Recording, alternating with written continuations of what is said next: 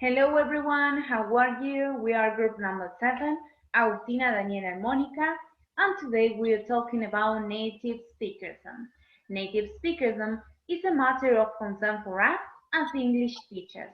Through this presentation, we will develop its main points, such as definition, its use as marketing strategy, key terms, advantages and disadvantages.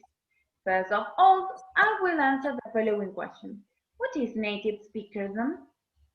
This term was coined and developed by Holiday in 2005, and it is used to refer to a widespread ideology in the ELT profession, whereby those perceived as native teachers are considered to be superior to those perceived as non-native teachers. This ideology makes extensive use of us and them dichotomy, where non-native speakers, teachers, and students are seen to be culturally inferior and in need of training into the correct Western methods of learning and teaching. This ideology makes also extensive use of what Holiday called cultural disbelief. This is a fundamental doubt that states that non-native speakers can make any meaningful contributions to ELT. Furthermore, we say that native speakerism is a kind of discrimination against non-nest. But on the other hand, we say that some school administrators and school owners use native speakerism as marketing strategy. According to British Council research, up to 70% of all jobs advertised on TFL.com are for NES. But why does it happen? Because for many years, the ELT industry has told students that NES were the only who could teach them good English, and they were the only panacea for all the language ills. Well, I will share with you these acronyms. The first is NEST, Native English Speaking Teachers. The second, non-NEST, Non-Native English Speaking Teachers. TESOL, Teaching English of Speaking of Other Languages. And the last one, TENSOL, Teachers of English who are native speakers of other languages. Well, English has become the world's first global language. It is the global lingua franca for business, diplomacy, and tourism. And also, it is the unofficial first language that it is used on internet. And thanks to the English-speaking teachers industry, it is growing daily. But there was a time when learning English from native teachers was the indisputable standard. But and sitting in the classroom with a non-native English teacher was considered less than ideal. But times have changed, and with them the opinion on what makes a good teacher, beyond the status if the teacher is native or if the teacher is not native.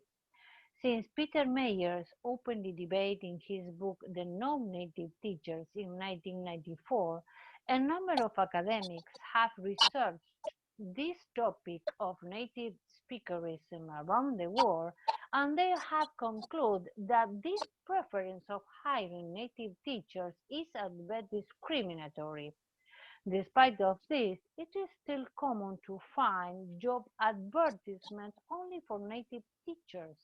This, of course, regardless of the fact that in the European Union, for example, it is illegal to advertise jobs only for native speakers, teachers.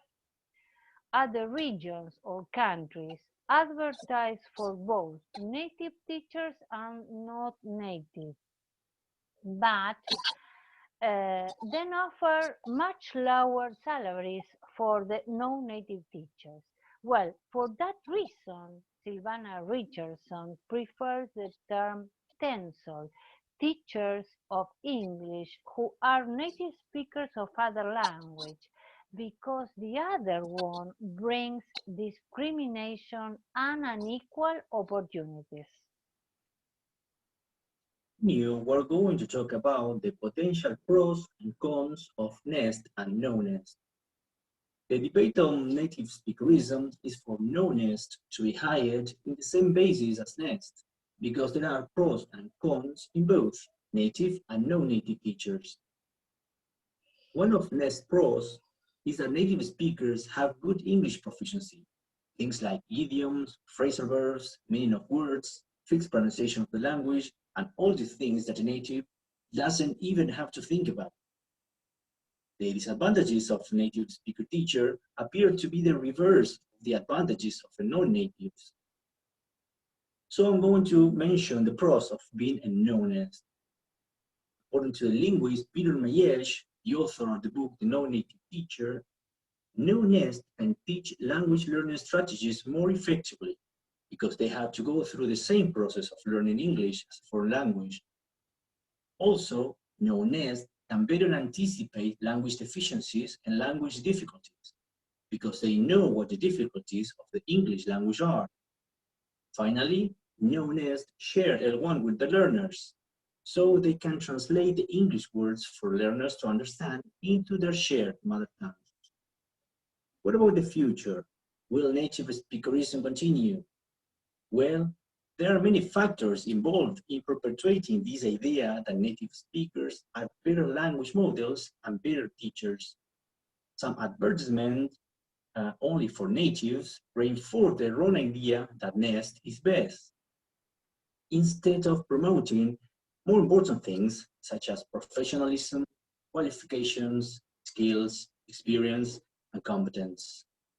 We think that the debate about native speakerism will continue, and reaching equality between nest and no nest is a process that will take time. Consider again the question, what makes a good teacher? Surely you are thinking of a lot of qualities that make a good teacher, and for sure the place where he or she was born is not one of them.